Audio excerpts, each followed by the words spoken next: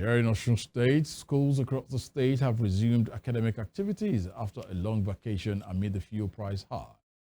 Western Spring Television's Toby Sanusi went round some schools in the state capital and now reports. Schools have resumed today and the students are excited to have resumed academic activities after a long break. But it's sort of a mixed feelings for their parents who have now been faced with increased tuition, exacerbated by the hike in prices of goods and services, most especially the fuel price hike. Some of the students now also have to trek long distances as a result of the transportation hike. We spoke to some of them and here is what they said. I used to pack food for my kids to school before, but now it's not possible. Even books are now too expensive. They were going to private school before we withdrew them to public school. I came to enroll my kids here in public school because I could no longer afford private school, coupled with the transport hike.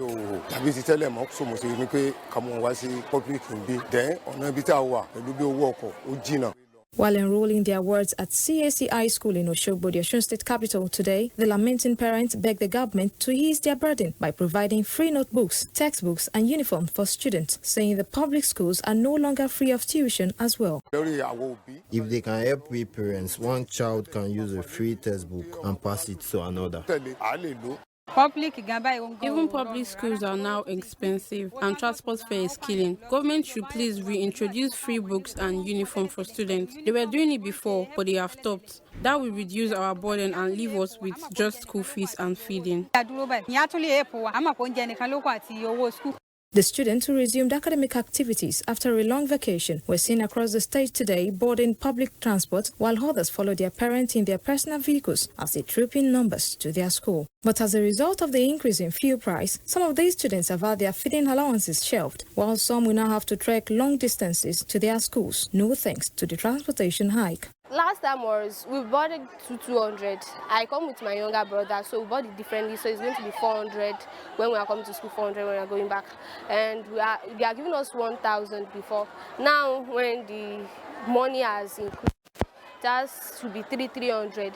My parents said it's going to be, I'll be carrying my younger brother, so it's going to be 300. And they'll be giving us 800. So the money has reduced due to of things.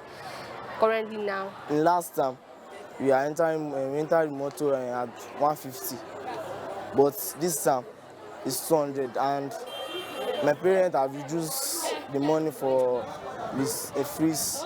Many schools also recorded low turnout of students, as Bola Gade Onifade, principal at Technical College Oshogbo, attributed the likelihood to transportation hike. Unlike before, we couldn't see most of our students, and we managed to see about 100 students out of about 500 students. It might be because of the price. Things are very, very hard.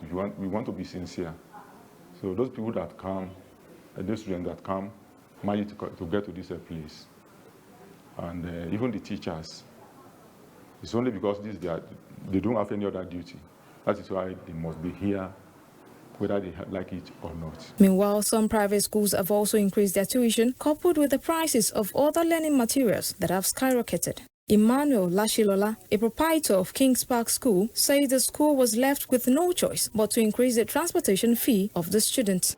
The only thing we did yesterday, after much meetings, it was then we agreed just to put a little bit on the transport. Amidst the economic quagmire, Nigerians' hope have been further dashed after the Nigerian National Petroleum Company Limited, NNPCL, maintains petrol will be sold for not less than 950 naira per litre following the Dangote refinery fuel distribution. In the meantime, some civil society organizations are urging the government to reduce school days from 5 to 4 days a week to minimize transportation costs.